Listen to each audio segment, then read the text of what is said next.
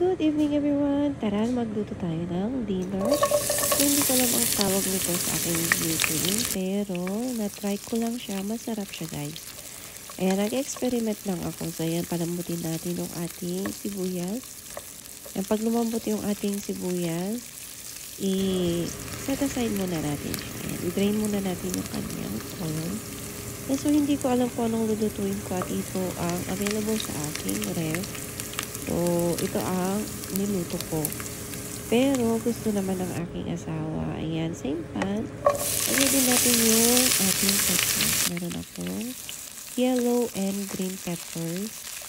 Ayan, same thing. Palambutin muna natin siya. Ayan. So, si Zach, first time niyang kainin ito pero nagustuhan niya. Ayan, set aside muna natin siya kasi lumambot na siya.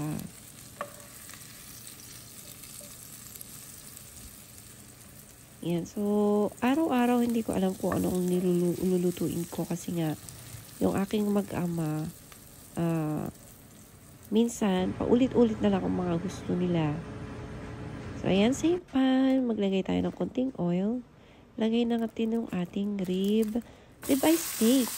Ayan. So, ito yung shade rib-eye. Ito, maninipis na cut ang ating steak.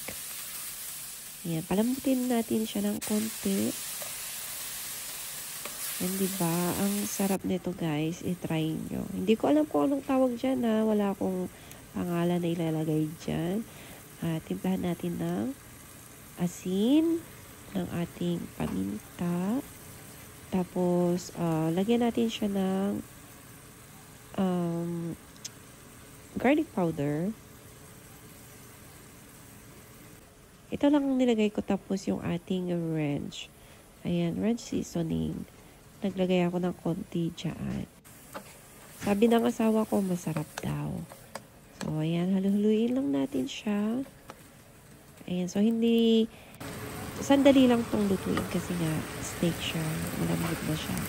Ayan, lagay natin yung ating mga gulay, ang ating pepper at ang ating onion. O, diba? Ang dali lang. Ayan, so luto na ang ating steak. Sobrang bilis lang, guys. Kasi nga, manipis lang ang cut tsaka steak na siya.